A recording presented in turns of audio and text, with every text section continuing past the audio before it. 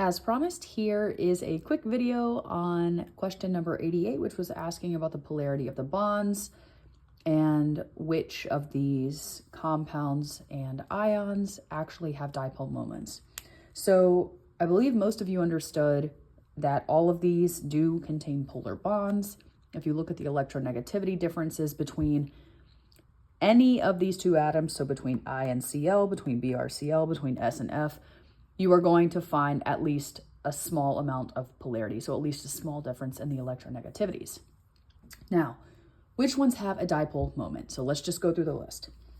We'll start over here. We have the hydronium ion, which is H3O+. I have built it for you to help you make sense of this, so here it is. If it has a dipole moment, it must be polar overall. Well, I can clearly see a lone pair of electrons on my central atom, meaning this is polar, meaning it should have a dipole moment, but let's check. As long as the molecule doesn't exhibit perfect symmetry, meaning the atoms aren't all pulling, or I guess aren't all canceling each other out as they're pulling the electrons towards themselves, then this will have a dipole moment. It does, because these are not going to cancel. We're going to have one pulling in this direction, one pulling in this direction, and one pulling in this direction, with our lone pair of electrons just kind of hanging out by itself, taking up slightly more space. So this will in fact have a dipole moment. So I'm going to draw that by adding my dipole moment towards the oxygen because it is more electronegative. It'll have a slight negative. Hydrogen has a slight positive. All right, let's take a look at the next one. So we have PCl4. I can quickly see that this has no lone pairs on the central atom, and we have the same element attached on all sides. Therefore, this is going to be non-polar overall. There will be no dipole moment. So this had a dipole. This does not. This is what it looks like.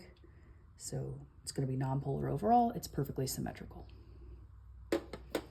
This next one is ionic. Therefore, it has full charges and not slight charges like in a dipole, so no dipole. Now we come over here to BrCl4-. This one has two lone pairs on the central atom, which means it's polar, but let's check and see if this is going to have a dipole moment. Usually a polar molecule will have a dipole moment, but there are instances where it will not. So this is what our molecule would look like, meaning I have these atoms each pulling in 4 directions along the same plane. So as this atom is pulling the electrons towards itself, this one is doing the exact same thing, canceling out the other one. These two will also cancel each other out, which means this actually does not have a dipole moment. So no dipole. Why? This is due to the shape. That would be square planar.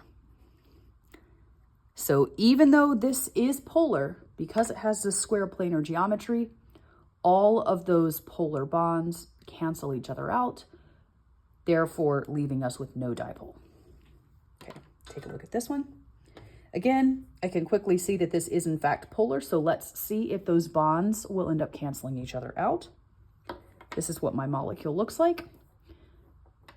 Okay, so we have one atom that's going to pull down this way, one that will pull this way. Those aren't going to cancel each other out, and one that is going to pull at an angle this way. None of those cancel out, so this has a dipole moment. So that's ICl3 that has a dipole moment, not BrCl4-. I think that's what the key had said originally. It's ICl3. That was a typo on my part. Okay, and then F here looks a lot like this one up here, BrCl4. So lone pairs, it's going to be polar. It's going to look like this. However, remember, if all of these bonds can cancel one another out, which these can, these two cancel, and these two cancel, then this would end up being non-polar overall and actually does not have a dipole. And finally, we have SF6, or I'm sorry, SF2, I can quickly see that we have 2 lone pairs of electrons, which means this is polar. So let's see if this would have a dipole. I'm going to show you the molecule. I need to switch this though. This is what it looks like.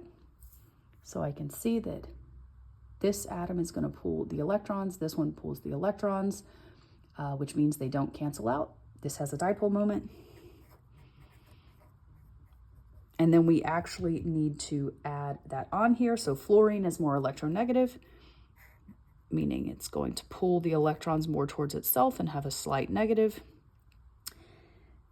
And I believe I forgot to do that on this one over here. So I versus Cl. Whoops.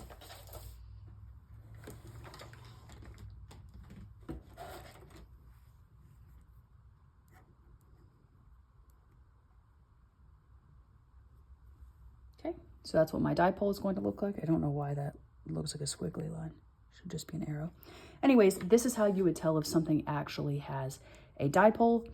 So it often helps to imagine the 3-dimensional shape in your head and think about whether or not those bonds would cancel each other out. In this instance, they would, because everything is in the same plane. All the atoms are in the same plane. And in this case, they would not, because the atoms are not in the same plane. I hope that helps.